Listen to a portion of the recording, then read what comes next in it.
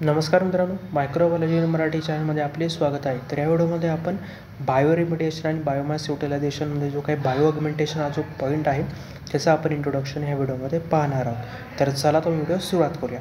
सर्वात प्रथम bio augmentation म्हणजे काय, ही एक एन्व्हायरमेंटल बायोटेक्नॉलॉजी आणि बायो रेमिडिएशनमध्ये यूज होणारी टेक्निक आहे. याच्यामध्ये आपण मायक्रो ऑर्गॅनिझम म्हणजे काही स्पेसिफिक स्ट्रेन असतील ते एखाद्या कंटामिनेटेड एन्व्हायरमेंटमध्ये इंट्रोड्यूस केला जातं, जेणेकरून जे काही पोल्ट्यांचं जे काही डिग्रेडेशन आहे त्याचं ॲक्सिलरेशन ही होऊ शकेल. तसंच ह्याच्याद्वारे आपण जे काही एन्व्हायरमेंट आहे ते क्लीन करू शकतो. म्हणजे जे काही ऑर्गॅनिक कंपाऊंड असतील, हेवी मेटल असतील किंवा जे काही हॅझार्डस जे काही सबस्टन्स असतील त्याचं आपण हार्मफुल प्रोडक्टचं लेस हार्मफुलमध्ये किंवा हार्मलेस प्रोडक्टमध्ये कन्व्हर्जन हे केलं जातं. तर याच्यामध्ये स्पेसिफिक मायक्रो ऑर्गॅनिझमचा वापर हा केला जातो. त्याच्यानंतर बायोऑगमेंटेशन म्हणजे काय, the addition of a culture microorganism into the contaminated site. म्हणजे एखाद्या कंटॅमिनेटेड साईटमध्ये कल्चर मायक्रोऑर्गॅनिझम हे ॲड करायचं.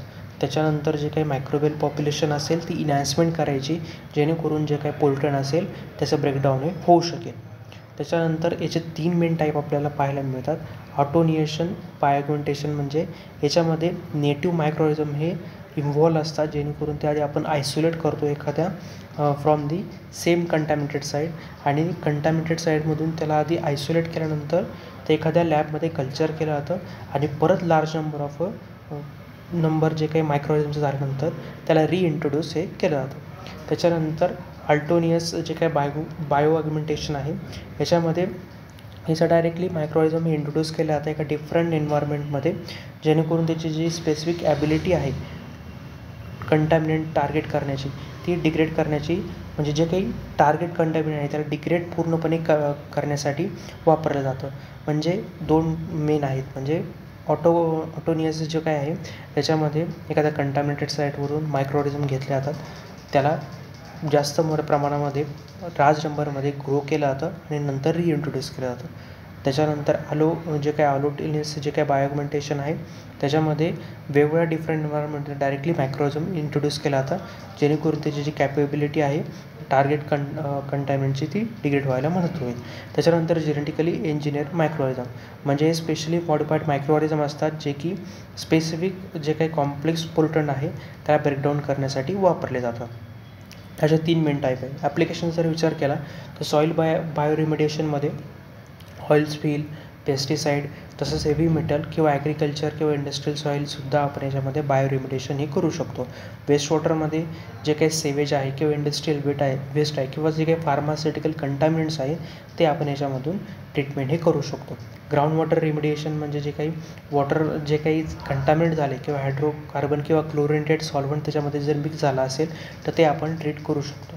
तसंच ऑइल स्पिल क्लीनअप म्हणजे जे काही डायजेस्टिंग जे काही हायड्रोकार्बन आहे ते डायरेक्टली जे काही मराईन एन्व्हायरमेंटमध्ये जे काही पोल्युटन करत असतात तर डायजेस्टिव्ह हायड्रोकार्बन हे डायरेक्टली इंट्रोड्यूस केले जातात मराईन एन्व्हायरमेंटल जे काही पोल्युटन आहे त्याच्यामध्ये. तर ऑइल स्पिल क्लीनअप म्हणजे जे आपण जे जहाज वगैरे असतं त्याच्यातून जर मरीनमध्ये किंवा ओशनमध्ये जर काही ऑइल असेल ते जर स्प्रेड झालं असेल तर त्याच्यामुळे जे काही एन्व्हायरमेंटल आहे त्याला डॅमेज होऊ शकतं. मग त्यावेळेस काय केलं होतं, जे काही डायजेस्टिंग जे काही हायड्रोकार्बन डायजेस्ट करणे किंवा कॅपेबल असणं जे काही मायक्रोऑर्गॅनिझम आहे ते त्याच्यामध्ये इनकॉर्पोरेट किंवा इंट्रोड्यूस केले जातात. तर असे वेगवेगळे ॲप्लिकेशन आपल्याला त्याचे पाहायला मिळतात. तसंच जर मेकॅनिझमचा जर विचार केला तर मायक्रोऑर्गॅनिझम हे इंट्रोड्यूस केले जातात म्हणजे इंडिपेंडेंटली किंवा सिनिग्रीज टाईप किंवा नेटिव्ह मायक्रोऑर्गॅनिझम सोबत. त्याच्यानंतर हे जे काही मायक्रोऑर्गॅनिझम आहे ते एन्झाईम प्रोड्यूस करतात, जेणेकरून ते कॅटलाइज होऊ शकेल, जे काही ब्रेकडाऊन आहे ते प्रोटीनचं होऊ शकेल, म्हणजे लेस टॉक्झिकचं नॉन टॉक्झिक सबस्टन्समध्ये कन्व्हर्जन होतं. म्हणजे एक्झाम्पल CO2 किंवा वॉटरमध्ये कन्वर्ट होतं. तसंच जे काही न्यूट्रंट वगैरे असतील किंवा ऑक्सिजन असेल, जे काही वेळेस काय होतं, काही जे काही सर्फेक्टंट असतात ते मायक्रोबियल ग्रोथला सपोर्ट करत असतात, मग ते सुद्धा याच्यामध्ये आपण ॲड वगैरे करतो नंतर, मग जेणेकरून त्याची जी काही ग्रोथ असेल ती होऊ शकते.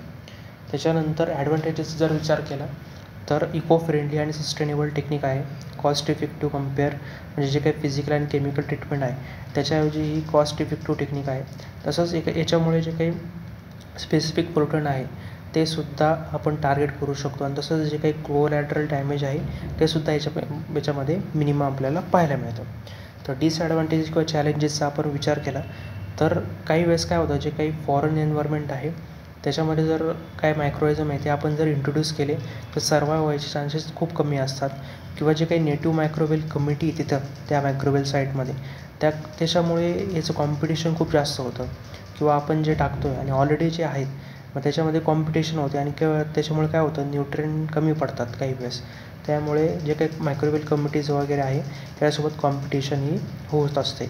एन्व्हायरमेंटल कंडिशन जर विचार केला आपण ते एका स्पेसिफिक टेम्परेचर वगैरेमध्ये त्याला मेंटेन करून ग्रो करतो आहे, पण ज्यावेळेस आपण त्याला एन्व्हायरमेंटमध्ये टाकतो आहे तर तिथं pH टेम्परेचर ऑक्सिजन हे चेंजेस वगैरे होण्याचे चान्सेस भरपूर जास्त असतात. त्यामुळे मग त्याला ऑप्टिमल जे काही कंडिशन आहे एन्व्हायरमेंटल कंडिशन ती मिळत नाही. तर तसंच जर आपण पाहिलं जे काही इकॉलॉजिकल इफेक्ट आहे GNMचे जे काही जेनेटिकल जे काही मॉडिफाईड ऑर्गॅनिझम आहे त्याच्यामुळे सुद्धा काही जे काही इकॉलॉजिकल इफेक्ट आहे ते रिस्कमध्ये येऊ शकतात. तसंच जर आपण रिअल वर्ल्ड एक्झाम्पल जर आपण पाहिलं जे काही ॲरोमॅटिक हायड्रोकार्बन आहे त्याला डिग्रेड करण्यासाठी सुडोमोनास स्पोटिडा ही जी काही स्पेसिस आहे ती वापरली जाते, किंवा जे डिहॅलोकॉइड्स जे काही स्पेसिस आहे जे काही क्लोनेटेड सॉल्वंट असतात ग्राउंड वॉटरमध्ये त्याला रिमूव्ह करण्यासाठी, किंवा बॅसिलस जे काही रोडोकॉकस हे ज्या काही स्पेसिस आहे त्या ऑइल स्पिल रेमिडिएशन करण्यासाठी वापरले जातात. त्याच्यानंतर जर कन्क्लुजन जर विचार केला बायोऑग्मेंटेशन ही जी टेक्निक आहे इको फ्रेंडली टेक्निक आहे. कंटॅमिनेटेड जे काही एन्व्हायरमेंट आहे त्याला आपण रिमिडिएट करू शकतो, किंवा ही सस्टेनेबल टेक्निक आहे. काही जे काही केमिकल आणि फिजिकल जे काही मेथड आहे त्याच्याऐवजी ही जी टेक्निक आहे ते कॉस्ट इफेक्टिव्ह आपल्याला पाहायला मिळते. तर या व्हिडिओमध्ये आपण बायोऑग्मेंटेशन म्हणजे काय ते डिस्कस केलं. जर तुम्हाला माझा व्हिडिओ आवडला असेल नक्की व्हिडिओ लाईक करा, चॅनल सबस्क्राईब करायला विसरू नका. आणि जर तुम्हाला एखाद्या स्पेसिफिक टॉपिकवरती जर व्हिडिओ पाहिजे असेल तर तुम्ही कमेंटमध्ये तुम्ही कळवू शकतात मला. चला भेटूया पुढच्या व्हिडिओमध्ये.